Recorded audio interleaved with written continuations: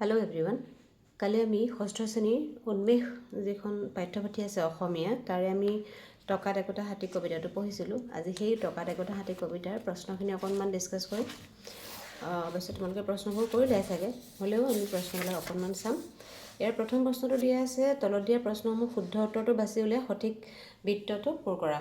কবিতাটোত কি বজাৰৰ কথা উল্লেখ আছে? কবিতাটোত বিহুৰ বজাৰ, দেওবৰীয়া বজাৰ, পূজাৰ বজাৰ আৰু বুধবৰীয়া বজাৰ। ইয়াৰ আমি খ নম্বৰ যিটো অপশ্যন আছে পূজাৰ বজাৰ, তাতে আমি ৰাইট চাইন মাৰিম। দ্বিতীয়টো হৈছে, ভাবিছ কিজানি মই বৰ ভোদা বৰ বুদ্ধিয়ক্ত। কথাষাৰ কোনে কাক কৈছিল? আমি সকলোৱে জানো এই কথাষাৰ ৰতনে বাবুলক কৈছিল। গতিকে ক, খ আৰু ঘটো অপশ্যন ভুল হ'ব, ঘ অপশ্যনটো আমি শুদ্ধ দিব লাগিব। ইয়াৰ পাছতে তোমালোকৰ শব্দ অৰ্থ, তাৰমানে তলত আঁচ টানি মিলাও অহা বুলি দিয়া আছে কেইটামান শব্দ অৰ্থ। সেই শব্দ অৰ্থকেইটা আমি মিলাব লাগিব। ইয়াৰে শব্দ দিয়া আছে ভোদা, বিশ্বাস, বম, বাজি, ভেবালাগ। ইয়াৰে ভোদা মানে হৈছে ভোটা, চুক নথকা বা নিৰ্বোধ, আৰু বিশ্বাস মানে হৈছে প্ৰত্যয় যোৱা বা পতিয়ন নিওৱা। বম মানে হৈছে বঢ়াই কোৱা বা ফিতাহি মৰা। বাজি মানে হৈছে বাজিটো হৈছে আমাৰ পণ বা প্ৰতিজ্ঞা কৰা। ভেবালাগ মানে হৈছে বিবুধি হোৱা, একো বুজি নোপোৱা নিচিনা হৈ যোৱা। সেইকেইটা হৈছে ইয়াৰ শব্দ অৰ্থ। আৰু মই প্ৰশ্নৰ উত্তৰবিলাক এই কিতাপৰ ছাইডতে লিখি লৈছোঁ। এই প্ৰথমটো আছে, কবিতাটোত কোনে কোনে কথা পাতিছে? কবিতাটোত ৰতন আৰু বাবুলে কথা পাতিছে। বাবুলে অনা গৰম খবৰটো ৰতনে কিয় বিশ্বাস নকৰিলে? কাৰণ বাবুলে গৰম খবৰ এটা আনিছিলে যে এটকাতে এটা হাতী পায়। ক'তনো এটকাত এটা হাতী পাব, গতিকে ৰতনে বিশ্বাস কৰা নাই। ৰতনে বাবুলক বজাৰলৈ কিয় লৈ গৈছিল? ৰতনে বাবুলক বজাৰলৈ লৈ গৈছিলে এটকাত এটা হাতী কিনিবৰ কাৰণে। ৰতন আৰু বাবুলে কি কথাত বাজি মাৰিছিল? ৰতনে আৰু বাবুলে এটকাত যে এটা হাতী কিনিব পাৰি কথাটো বাবুলে কৈছিলে, কিন্তু ৰতনে বিশ্বাস কৰা নাছিলে, আৰু তেতিয়াই ৰতন আৰু বাবুলৰ মাজত বাজি মৰামৰি হৈছিলে। বাজিত কোন হাৰিল? বাজিত ৰতন হাৰিল। বাবুলে পুতলা হাতীটো কিনাৰ আগলৈকে ৰতনে কি ভাবি আছিল? বাবুলে যে পুতলা হাতী কিনিব সেইটো কথা ৰতনে ভবাই নাছিলে। সি ভাবিছিলে এটা সঁচা হাতী কিনি আনিব, আৰু এটকাত হাতী পোৱাটো অসম্ভৱ কথা। সেইকাৰণেই হয়তো ৰতনে বাবুলৰ লগত বাজি মাৰিছিল, আৰু বাজিত সি হাৰিল, আৰু বাবুলে পুতলা হাতী এটা এটকাত কিনি আনিলেগৈ। তাৰপিছৰকেইটা দিছে, কবিতা কেইফাকি পঢ়া আৰু উত্তৰ দিয়া। বাবুলে আনিছে গৰম খবৰ। গৰম খবৰ শব্দটোৱে সাধাৰণতে মানুহৰ মনত কৌতূহলৰ ভাৱ সৃষ্টি কৰে। কবিতাটোত থকা গৰম খবৰটো কি? আৰু সেই গৰম খবৰটো হৈছে যে টকাত একোটা হাতী, এটকাতে এটা হাতী পায় বুলি, সেইটো এটা গৰম খবৰ। সাধাৰণতে মানুহে শুনিলে সেইটো এনেও গৰম খবৰেই হৈ পৰিব। কলে বাবুলক নামাৰিবি বম এনেবোৰ কথা কৈ। কথাটিত বম শব্দটোৱে কি অৰ্থ প্ৰকাশ কৰিছে? ইয়াৰ এইটো প্ৰত্যয় বা পতিয়ন নহয়। বম শব্দটো হৈছে বঢ়াই কোৱা বা ফিতাহি মৰা।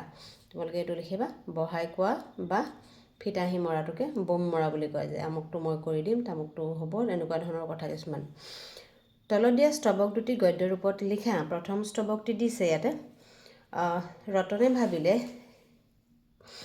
কিনো কয়নো টকাত একোটা হাতী, পোৱা হ'লেচোন সকলো মানুহে ল'লেগৈ এটি এটি। তাৰমানে ৰতনে কৈ আছে যে বাবুলে কৈছে টকাত একোটা হাতী পায়, গতিকে ৰতনেনো বাবুলে কিনো কথাবোৰ কৈ আছে বুলি ৰতনে ভাবিলে, যে ৰতনে ভাবিছে বাবুলেনো কিয় এনেকুৱা কথা কৈ আছে যে এটকাত এটা হাতী পায়। যদি এটকাত এটা হাতীয়ে পালেহেঁতেন, গতিকে তেতিয়াতো সকলো মানুহে গৈ পেলাই কিনি আনিলেগৈহেঁতেন। সেই কথাটোকে আমি গদ্যৰ ওপৰত লিখি দিব লাগে।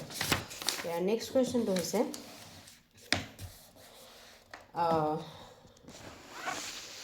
তাৰে এখনত কিনিলে বাবুলে এটকাৰে এটা হাতী, ৰতন বপুৰা ভেবা লাগি ৰ'ল কথাৰ পাকত ঘাটি। তাৰমানে সিহঁতে মেলালৈ গ'ল, পূজাৰ বজাৰলৈ গ'ল, গৈ পেলাই দেখিছে যে চব এটকীয়া হাতী উলিয়াই থৈছে, আৰু সেই এটকীয়া হাতীবিলাকৰ মাজতে বাবুলে এটা এটকীয়া হাতী কিনি আনিলে।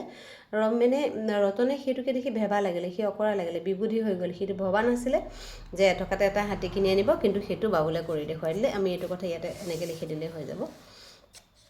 তাৰপাছতে আহিলে আমাৰ ইয়াতে ক অংশৰ লগত খ অংশ হয় আৰু নহয়, মানে পজিটিভ আৰু নিগেটিভ মিলাব দি আছে। হোৱা অৰ্থত আৰু নোহোৱা আছোঁ, কৰোঁ নকৰোঁ, খায় নাখায়, দিয়ে নিদিয়ে, খেলে নেখেলে ইত্যাদি কিছুমান অৰ্থ শব্দ দিয়া আছে। ইয়াৰ পিছত আৰু কেইটামান তোমালোকৰ এইফালে পেজ নাম্বাৰ 94ত দিয়া আছে কেইটামান। বৰ্ডখনত থকা শব্দবোৰৰ বিপৰীত অৰ্থ বুজোৱা শব্দবোৰ মেঘৰ টুকুৰাৰ পৰা বিচাৰি লিখা। আমাৰ এইফালে মেঘৰ টুকুৰা এটা দিয়া আছে, এইফালে এটা বৰ্ড এখন দিয়া আছে। ইয়াতে দিছে চোকা, টেঙৰ, হিত, কৃপণ, বিশ্বাস, কিনা। আৰু এইফালে মেঘৰ টুকুৰাটো দিয়া আছে অজলা, ভোদা, খৰচী, অহিত, বেচা, অবিশ্বাস। আমি এতিয়া চোকা শব্দটোৰ যিটো বিপৰীত শব্দ হ'ব চোকা, ভোদা, টেঙৰ, অজলা, হিত, অহিত, কৃপণ, খৰচী, বিশ্বাস, অবিশ্বাস, কিনা, বেচা। গতিকে সেইকেইটা লিখি দিলে আমি মাৰ্কছ পাম যদিহে পৰীক্ষাত আহে। আৰু এইখিনিতে তোমালোকৰ ভাল বস্তু এটা দিয়া আছে যে হাতী, তলত দিয়া হাতী শব্দটোৱে আৰম্ভ হোৱা